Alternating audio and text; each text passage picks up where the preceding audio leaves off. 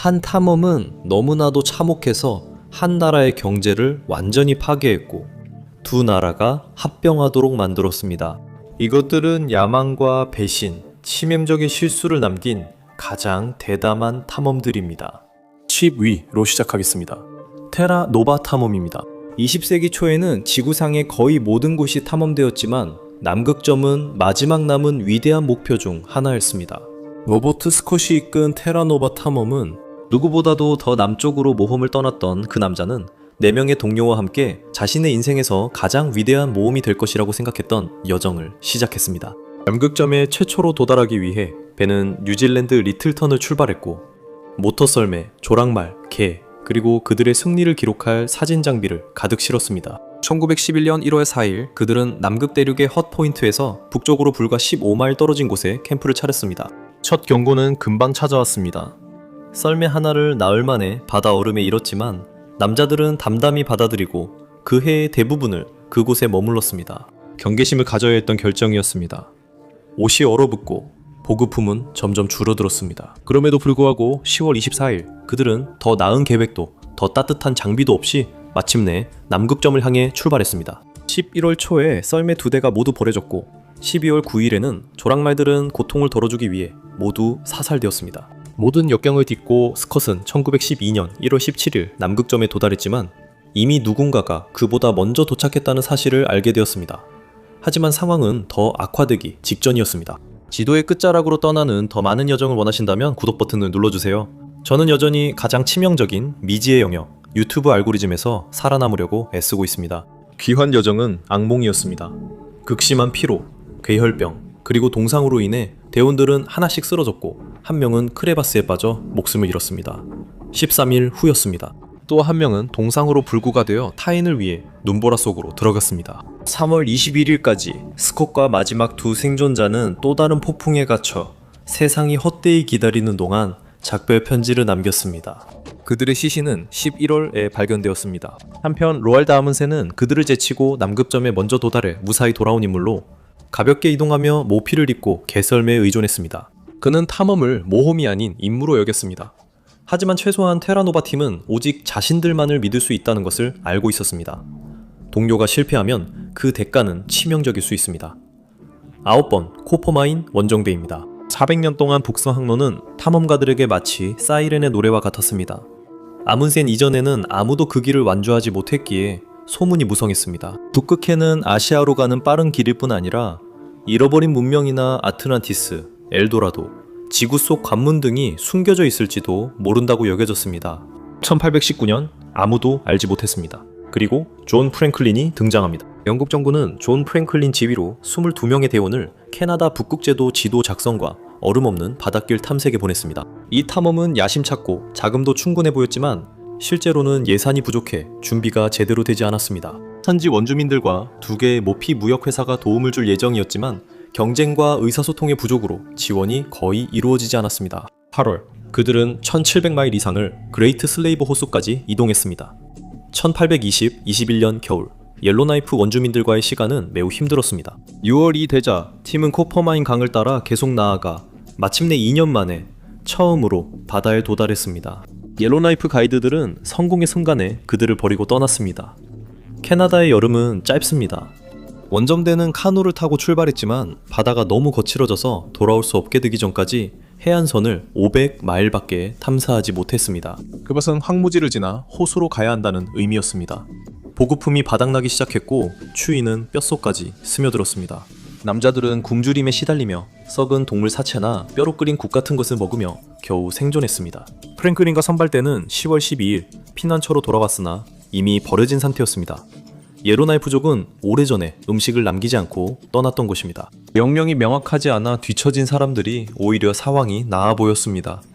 그들 중 한 명이 늑대고기를 내놓았습니다. 기적적인 발견이었지만 사실 그것은 늑대고기가 아니었습니다. 하지만 그 고기는 두 사람에게 겨우 돌아올 수 있는 힘을 주었습니다. 그들은 예로나이프족이 11월 7일에 마침내 보급품을 가지고 돌아올 때까지 지휘류 곰팡이와 자기 신발을 먹으며 버텼습니다. 19명 중 8명만이 살아남았고 북서 항로 소식도 없었습니다. 프랭클린 이야기는 여기서 끝나지 않으며 나중에 더 다루겠습니다. 다음 이야기는 자연 앞에서는 경험이 별 의미가 없다는 것을 증명합니다. 8번째, 퍼시포셋과 잃어버린 도시제. 그는 스리랑카에서 잘 알려지지 않은 보물 지도를 따라갔고 모로코의 사막을 살아남았으며 미지의 아마존 정글을 헤치고 나아가면서 뱀, 피라냐, 노예 사냥꾼들과 마주쳤습니다. 볼리비아와 브라질 사이의 국경 분쟁을 해결하기 위해 전문가들은 2년이 걸릴 것이라고 했지만 포셋은 몇 달 만에 해냈습니다. 1908년에 아마존은 그를 거의 죽일 뻔했지만 그는 별로 신경 쓰지 않는 듯 보였습니다. 퍼시포셋이 무모한 아마추어가 아니었다는 것은 분명했습니다. 그는 자신의 시대에서 가장 경험이 많은 탐험가 중 한 명이었고 왕립 지리하크의 회원이었습니다. 하지만 그는 집착이 있었고 엘도라도가 아닌 잃어버린 도시의 존재를 믿었습니다. 아니요, 이것은 실지였습니다. 원시적이라고 무시당했던 문명들이 아마존 깊숙한 곳에 지은 것이었습니다. 1914년까지 그는 확신하게 되었습니다. 그 도시는 신구강을 따라 있다고 믿었습니다. 브라질 마토그로스에 있을 때 전쟁이 발발했고 포셋은 50세의 나이에도 불구하고 서부 전선에서 뛰어난 활약을 펼쳤습니다.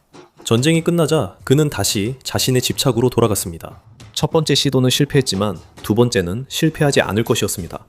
1924년 포셋은 아들 잭의 친구 롤리, 그리고 2명의 현지 가이드와 함께 출발했습니다. 불필요한 장비 없이 필수품만 챙겼습니다. 그들은 순조롭게 전진했습니다. 당신에게 필요한 것은 실패를 두려워하지 않는 것입니다. 그는 아내에게 편지를 썼습니다. 그는 5월 29일까지 계속해서 편지를 썼습니다. 3일 후 퍼시포셋은 데도스 캠프에서 마지막으로 살아있는 모습이 목격되었습니다. 그 이후로는 아무것도 남지 않았습니다. 시신도 편지도 흔적도 없었습니다. 일부는 산적에게 살해됐다고, 또 일부는 아마존에 정착했다고 믿습니다. 가장 가능성 높은 건 적대적 부족을 만났다는 것입니다. 실종 후에도 미스터리는 계속됐습니다. 수백 대가 뒤따랐지만 그들 중 수십 명, 적어도 한 명은 목숨을 잃었습니다. 퍼시포셋에게 무슨 일이 일어났는지 밝히려는 시도에서 지트시의 꿈은 포셋이 사라진 후에도 오랫동안 계속해서 사람들의 목숨을 앗아갔습니다. 재앙과 순수한 지옥으로 치닫는 여행을 생각할 때 다음 탐험도 떠오릅니다. 7번째, 도너 파티. 눈이 내렸고 그들은 얼어붙은 오두막에서 서로 껴안은 채 죽은 가족들을 먹었습니다. 한 어머니는 6개월 동안 마차를 함께 탔던 남자의 살을 베어냈습니다. 아이들은 뼈를 갉아먹었고 굶주림은 그들에게서 인간성을 빼앗아갔으며 상상할 수 없는 단 하나의 선택만 남겼습니다. 먹거나 죽거나. 하지만 이 재앙은 몇 달 전에 이미 시작되었습니다. 1846년 도너 파티는 미주리에서 캘리포니아를 향해 출발했습니다. 87명, 80대의 마차였습니다. 희망에 찬 그들은 그레이트 솔트레이크 남쪽에 지름길이 있다고 들었습니다. 경험 많은 여행자들은 시즌 초에 그 길을 시도하지 않았습니다. 그들 중 한 명인 언론인 에드윈 브라이언트는 그 경로의 일부를 미리 답사했고 그것이 재앙이 될 것임을 알고 있었습니다. 하지만 그의 경고는 결코 전달되어야 할 사람들에게 닿지 않았습니다. 도너 일행은 시즌이 끝나갈 무렵에 도착했습니다. 겨울이 다가오고 있었습니다. 그 지름길은 구원처럼 들렸지만 그렇지 않았습니다. 무거운 마차를 끌고 사막을 건너는 것은 지름길을 오히려 지연으로 바꿔버렸습니다. 몇 주가 허비되었습니다. 10월이 되어서야 그들은 마지막 힘을 짜내 현대의 캘리포니아에 있는 트러키 호수에 도착했습니다. 곧 산을 넘을 수 있을 거라 생각했지만 그들은 눈에 갇혀 고개가 다치고 하룻밤 사이에 이동이 멈추고 보급품도 사라졌습니다. 12월 중순이 되자 짐승들도 사라졌고 일행 중 첫 번째 희생자도 나왔습니다. 도움을 찾기 위해 선발대가 파견되었습니다. 그들은 결국 도움을 찾았지만 그 과정에서 길에 쓰러진 시신을 먹는 일까지 벌어졌습니다.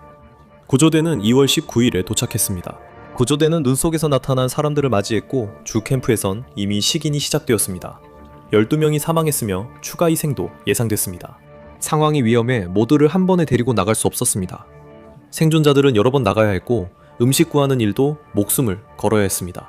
봄이 왔을 때 원래 89명 중 단 48명만이 살아남았습니다.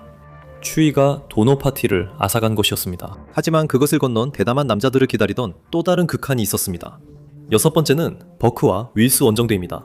아웃백은 광대하고 무자비하며 아무도 길들일 수 없는 땅입니다. 호주 정부는 그것을 건너는 사람에게 2,600파운드의 상금을 내걸었습니다. 하지만 이것은 평범한 도전이 아니었고 죽음과의 도박이었습니다. 1860년 로버트 오하라 버크라는 남자가 나섰습니다. 그는 탐험 경험은 없었지만 자신감은 넘쳤습니다. 팀은 장비도 잘 갖추고 있었습니다. 그들은 15,000명의 환호 속에 멜버른을 떠났습니다.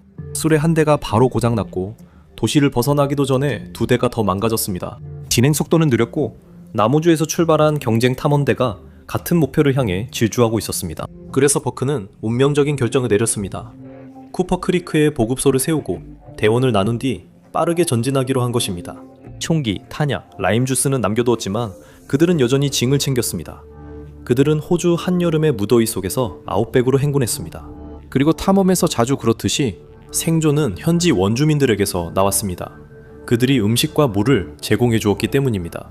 버크와 그의 줄어든 일행은 카펜타리아만에서 불과 3마일 떨어진 곳까지 도달했습니다. 그들을 무너뜨린 것은 더위가 아니라 4월의 몬순 우기였습니다. 동물들이 먼저 쓰러졌습니다. 탈진으로 쓰러지거나 식량을 위해 도살당했습니다. 4월 10일 그들은 마지막 남은 말을 쏘았습니다. 그 후로는 아슬아슬하게 비켜가는 치명적인 게임이 이어졌습니다.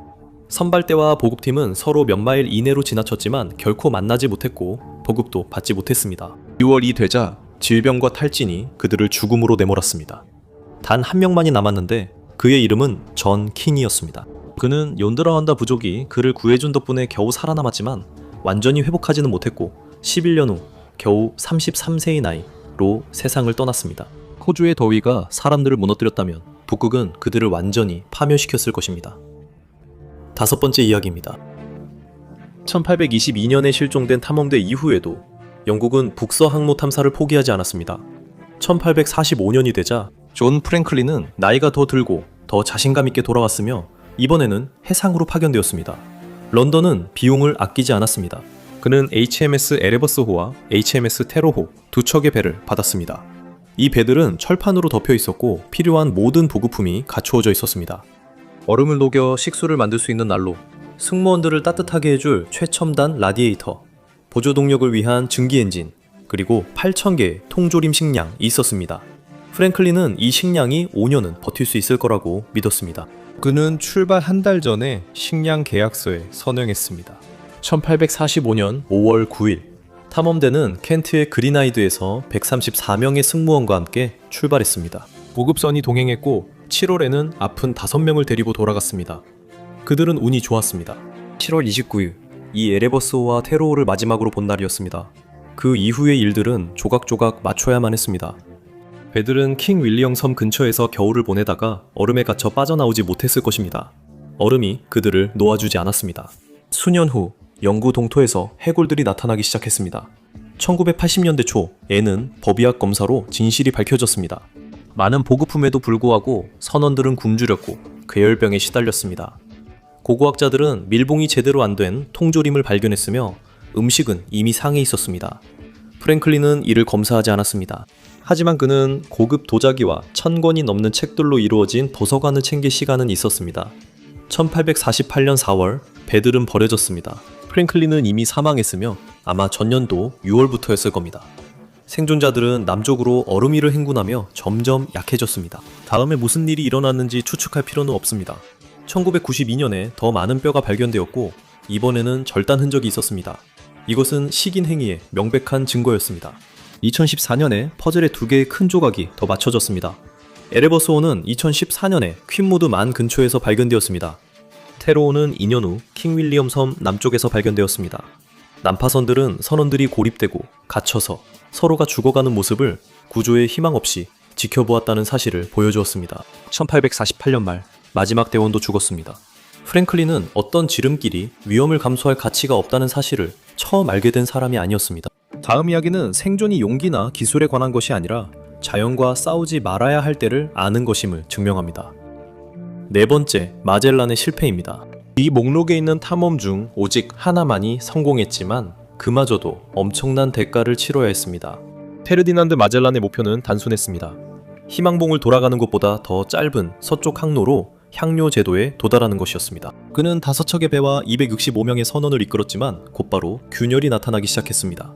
결국 살아남은 사람은 18명뿐이었습니다. 배들은 낡았고 임금도 형편없었으며 경험 많은 선원들은 참여를 꺼렸습니다. 마젤란은 유럽 전역과 레반트, 심지어 아프리카에서도 선원을 모집했습니다. 많은 선원들이 서로 같은 언어를 할 줄 몰랐고 지휘권은 부를 꿈꾸는 자격 없는 스페인 귀족들에게 넘어갔습니다. 그들은 1519년 9월 20일 세비야에서 출항해 2달 만에 브라질에 도착했습니다. 그리고 나서 태평양으로 가는 길을 찾는 진짜 문제가 시작됐습니다. 페르디난드 마젤란은 1520년 3월부터 8월까지 남부 파타고니아에서 겨울을 보냈습니다. 여름인 줄도 모른 채 굶주림과 지연으로 사기가 꺾였고 반란이 일어났으며 한 척은 무단 이탈했고 또 다른 한 척은 암초에 부딪혀 파손되었습니다. 세 척의 배와 필수 보급품을 챙긴 마젤란은 자신의 이름이 붙게 될 해협을 건넜습니다. 태평양에 도달하자 잔잔했던 바다는 끝이 났습니다. 보급품이 바닥나자 선원들은 벌레가 든 건빵, 쥐, 가죽, 톱밥까지 먹었습니다. 물은 누렇게 변했고 압취가 났으며 괴열병이 선원들을 휩쓸었습니다. 그들은 1521년 3월 6일 현재의 괌에 이르러서야 닻을 내렸습니다. 보급을 마친 후 필리핀에 도착했습니다. 마젤란은 살아서 떠나지 못했고 그와 함께 40명의 선원들 또 목숨을 잃었습니다. 배 한 척 규모의 선원이 사라졌고 두 척만 남았습니다. 한 척은 돌아가고 한 척은 항해를 계속했습니다. 바스크 출신 항해사 후안 세바스티안 델카노의 지휘 아래 향신료 제도에 도착했지만 그 후에는 긴 귀향길이 기다리고 있었습니다. 희망봉을 돌아 포르투갈 선박들에게 쫓기고 내내 굶주림에 시달렸습니다. 초랑 3년 만에 18명의 유럽인과 4명의 말레인이 간신히 스페인으로 돌아왔습니다. 이 항해는 희망봉 항로가 여전히 최선의 선택임을 증명했습니다. 그들이 겪은 모든 고통에도 불구하고 적어도 마젤란의 선원들은 실제하는 무언가를 쫓았습니다. 수백 명이 더 고통받은 이유는 완전한 환상을 믿었기 때문이었습니다. 3번입니다. 나르바에스 원정. 후안 폰세데레오는 젊음의 셈에 대한 소문을 쫓아 플로리다로 갔지만 이 원정에서 마법 같았던 유일한 것은 얼마나 빨리 치명적으로 변했는지였습니다. 진짜 목표는 금이었기 때문에 당연히 다른 이들도 최초의 플로리다 남자의 뒤를 따르고 싶어 했습니다. 쿠바와 멕시코 정복에 참여했던 베테랑 판필로 대 나르바에스의 지휘 아래 5척의 배와 600명의 대원들 이 1527년에 출발했습니다. 임무는 플로리다 점령이었으나 쿠바 근처 허리케인으로 플로리다 도착 전 60명의 대원과 말 20마리가 숨졌습니다. 1528년 4월 12일이 되어서야 그들은 현재의 템파베이 근처에 상륙했습니다. 그들은 북쪽으로 이동해 황야로 들어갔습니다. 나르바이스의 부사령관은 배와 함께 머무르자고 제안했지만 나르바이스는 그들에게 앞서 항해하라고 명령했습니다. 300명의 병사들 이 내륙으로 들어갔고 원주민의 화살 세례 속에서 후퇴할 곳이 없었습니다. 금도 없고 행운도 없었으며 그저 소문을 쫓지 말라는 교훈만 남았습니다. 그들은 배를 찾으려 애쓰는 동안 여름이 지나갔고 말은 먹혀버렸으며 보급품도 바닥났습니다. 나르바이스는 멕시코로 항해하기 위해 50명씩 5척의 바지선을 만들라고 명령했습니다. 그것도 허리케인 시즌에 말이죠. 바지선들은 물이 새고 폭풍에 흩어졌으며 나르바이스는 영원히 사라졌습니다. 이제 모든 것은 탐험 경험이 전혀 없는 부사령관 카베사 데바카의 손에 달려 있었습니다. 그와 남은 생존자들은 멕시코만을 가로질러 강통에 휩쓸려 11월에 갤버스턴 섬에 표류하게 되었습니다. 그리고 이곳에서 진짜 오디세이가 시작되었습니다.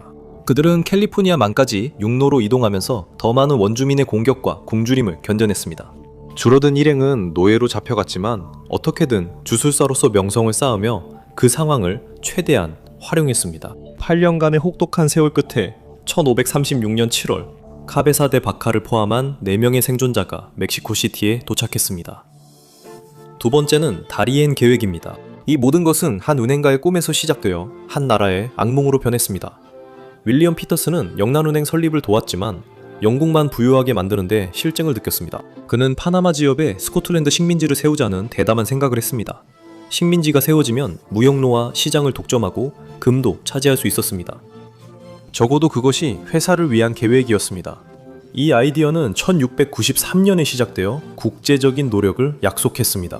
영국 동인도 회사는 경쟁자를 원하지 않았기 때문에 스코틀랜드인들은 거의 탐험 경험도 없이 홀로 나섰습니다. 그럼에도 불구하고 투자자들은 이 기회에 뛰어들었고 스코틀랜드의 가용 자본의 절반, 즉 나라 전체 부의 5분의 1이 쏟아부어졌습니다. 수년간의 계획 끝에 5척의 배와 1200명의 들뜬 정착민들 이 1698년 10월 30일에 상륙했고 악몽은 곧바로 시작되었습니다. 첫 번째 문제는 칼레도니아가 농사에는 부적합하지만 모기에게는 이상적이었다는 점이었습니다. 두 번째로 정착민들은 준비가 안 됐고 식량도 부족했으며 옥수수나 얌에 대해서도 몰랐습니다. 세 번째로 그 땅은 이미 스페인이 소유권을 주장했습니다. 스페인과 적대적인 원주민들의 끊임없는 공격으로 인해 무역은 불가능해졌습니다. 그리고 지형도 문제였습니다. 지형은 가혹했고 17세기 기술로는 무역로를 만들 수 없었습니다. 전체 계획은 처음부터 실패할 운명이었습니다. 매일 10명의 정착민이 목숨을 잃었습니다. 8개월 후에는 300명만이 남았습니다. 하지만 상황은 더 나빠집니다. 소식이 천천히 퍼졌고 2번의 추가 구호 원정대가 출발했습니다. 단 한 척의 배만 돌아왔고 수천 명이 목숨을 잃었습니다. 스코틀랜드의 경제는 산산조각이 났습니다. 스코틀랜드인들은 선택지가 없었고 7년 뒤 스코틀랜드와 잉글랜드는 연합해 그레이트 브리튼이 되었습니다. 한편 스페인인들은 금을 쫓고 있었고 그 집착은 세계가 이제껏 본 것 중 가장 망상적이고 치명적인 원정으로 이어졌습니다. 마침내 첫 번째는 피사로의 엘도라도 탐험입니다. 1541년 이 되자 신대륙이 매우 부유하다는 것이 분명해졌습니다. 분명히 남아메리카 깊숙한 곳 어딘가에는 금이 넘쳐나는 땅이 숨겨져 있을 것이라고 생각했습니다. 그래서 정복자 프란시스코의 동생 곤살로 피사로는 2월에 키토에서 340명의 스페인 병사와 4,000명의 원주민 동맹군을 이끌고 출발했습니다. 그들의 경로는 코카강과 나포강을 따라 2,000마일에 달하는 길이었지만 피사로는 이렇게 길고 위험한 원정을 계획하지 않았습니다. 정글은 잔혹했고 자연 환경은 가혹했으며 모기들은 달려들었고 질병이 퍼졌으며 보급품은 점점 줄어들었고 분노한 원주민들의 화살이 쏟아졌습니다. 11개월이 지난 후 3,000명 이상의 사람들이 목숨을 잃었습니다. 살아남은 자들은 생존을 위해 말까지 잡아먹었습니다. 그런데도 엘도라도는 없었습니다. 뭔가 맞지 않았습니다. 절박한 상황에서 피사로는 자신의 부관인 프란시스코 데 오레아나에게 50명의 병력을 이끌고 다른 강을 따라 식량을 찾아 나서라고 보냈습니다. 1541년 크리스마스 다음 날이었습니다. 한 달이 지났지만 오레아나는 돌아오지 않았습니다. 피사로는 이제 굶주리고 신발도 없이 남은 몇 명의 생존자들과 함께 키토로 절뚝거리며 돌아갔고 복수를 맹세했습니다. 피사로는 오레아나가 엘도라도를 발견하고 그 사실을 숨겼다고 확신했지만 오레아나는 결국 성공했습니다. 다만 피사로가 생각한 방식은 아니었습니다. 강한 물살이 오레아나와 그의 부하들을 휩쓸어 그들은 아마존강 전체를 항해한 최초의 유럽인이 되었습니다. 여정 중 토참 여성들이 아마존 전사처럼 맹렬히 공격해 그 강이 아마존이라는 이름을 얻었습니다. 엘도라도의 위치는 여전히 미스터리로 남아있습니다. 수많은 탐험대가 그 뒤를 이어 존재하지도 않는 꿈을 쫓았습니다. 오늘 저와 함께 해주셔서 감사합니다. 영상이 재미있으셨길 바라며 이런 영상을 더 보고 싶으시다면 구독과 알림 설정을 부탁드립니다. 정말 큰 힘이 됩니다. 감사드리며 다음에 맵팩에서 뵙겠습니다.